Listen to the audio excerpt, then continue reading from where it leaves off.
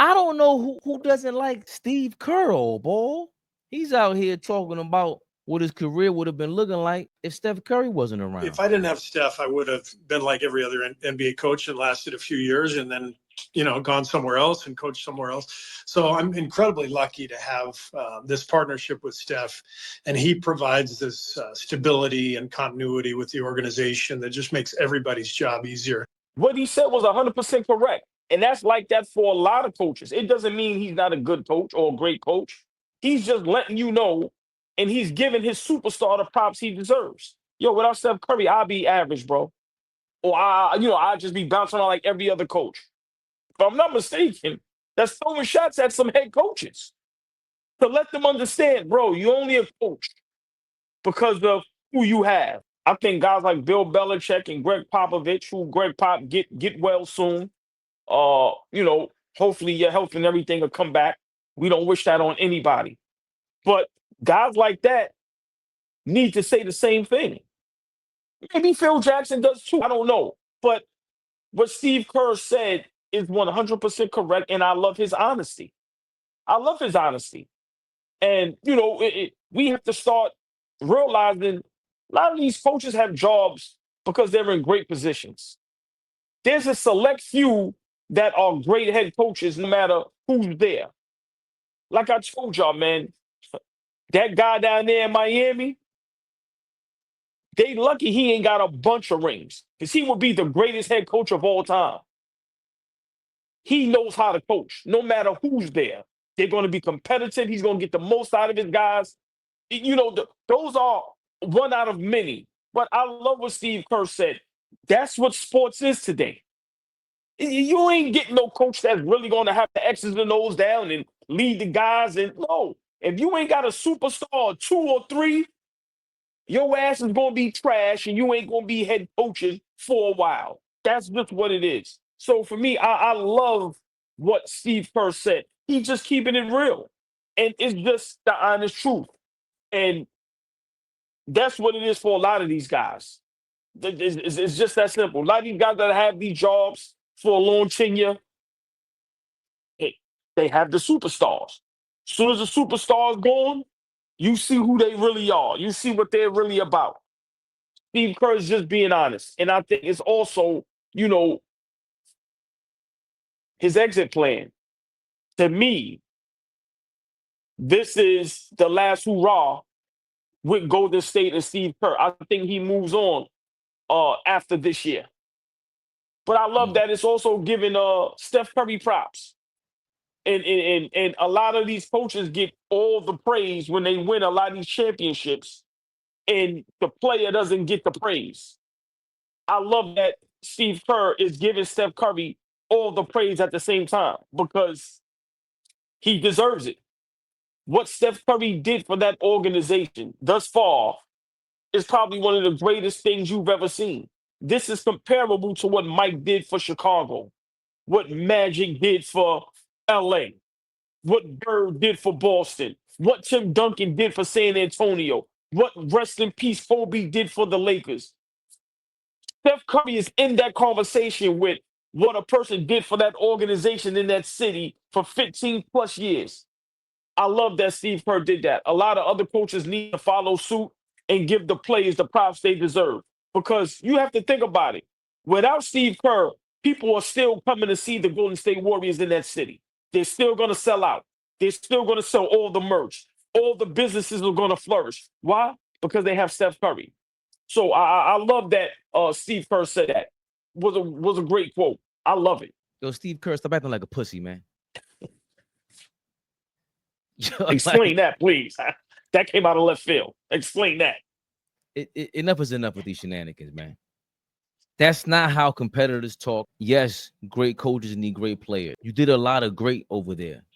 This is a guy that everyone was trying to give Mark Jackson his credit for, and he does deserve it because Draymond Green is on the record saying he instilled confidence in us, like a level of confidence where it's like a lot of players, they have delusional confidence. Like Bill Simmons always goes the irrational confidence guy. And a lot of players need that irrational confidence to boost them up. And sometimes it's like, yo, Steve Kerr, bro, you're going to go down as a GOAT now. It is what it is. You could end your career next year or retire. They still talk about Chuck Daly. You know, I understand this whole thing with Steph Curry. Want to give him his props. He's not gonna not get props. He doesn't need you to say that. I don't need Steve Kerr to say that ever. At some point, is this the reason why someone like a Draymond can run over you? That with that attitude, I don't like that. I don't like that. I like him being able to go, yo, Draymond, we got 4 rings. Larry Riley made this team. That's who Steph Curry named his daughter after. Not no Bob Myers, not Draymond, not me. There's a team effort in this. Just like Jordan and Kobe, they were people that built those organizations that still don't get enough credit. Jerry Krause is still known as the Penguin in The Last Dance of Jordan's documentary. That was a team documentary. He flipped into a personal documentary, sitting down there with his whiskey or whatever he was drinking. And you still shit on this man on his death. He's the guy that helped create the Bulls. He's the guy who found Phil Jackson. So, Steve Kerr, you came down that path of Phil Jackson that were discovered by these dudes. You're a part of the architecture of this game. Stop kissing these players' ass, man. I'm sick of it. Steph don't get, who doesn't like Steph Curry? Who doesn't praise Steph Curry? Oh, we gotta, when we compare him to Magic Johnson, you pick your favorite, cool. But I'm not a fan of all that. Enough is enough with this, Steve. I see how you talk to the refs too. And I don't see that smoke for Draymond Green. I'm not saying you got to talk to Steph Curry like that, but we get it. These coaches cannot win. You always reference the Detroit Pistons of 04 because they didn't have the top 10, top 20. They don't even have a top 50 player on that team of all time. And they won a championship. That was coaching. Hell yeah. I'm sorry. I mean, coaching also, Joe Dumars should get his respect to put that team together. Even though he didn't draft Melo, that was dumb. But you still have other pieces to this dynasty run. This was an incredible run. The Warriors were a laughing stock till Don Nelson went there. Between that gap between Don Nelson and Run TMC, the We Believe Warriors, when Matt Barnes and Steven Jackson, they stand their ground with all that. Then Steph Curry came in and Monte Ellis was holding it down. There's a rocky time period for Golden State. And even in that moment or that year that Steph is making his leap, and I'm saying, yo, this guy's a new logo. Before the chips, before the Steve Kerr hire, bro, you're just as much a part of this as anybody else, especially off that court. On the court, 1,000%, we cannot. That's Steph Curry, 1,000,000%. Off the court, though, the preparation and things like this. I'm sorry. I'm sick of it. I really am. If Mark Jackson was still the coach and the Golden State Warriors still made the moves they were able to make, get players, funnel players, get Kevin Durant, do they still win all these championships and be this successful?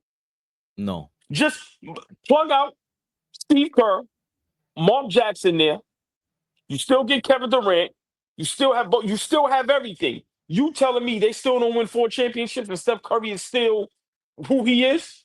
No, that's a totally different offense. Mark Jackson was keeping Steph Curry on the ball. Steph Curry is Steph Curry because just like Michael Jordan, just like Kobe Bryant, the great scorers on the perimeter, once they move off ball, it changes everything. And Kevin Durant couldn't do that. Kyrie Irving couldn't do that. All these great scorers of this era, James Harden couldn't do that. That's what makes Steph Curry greater than them.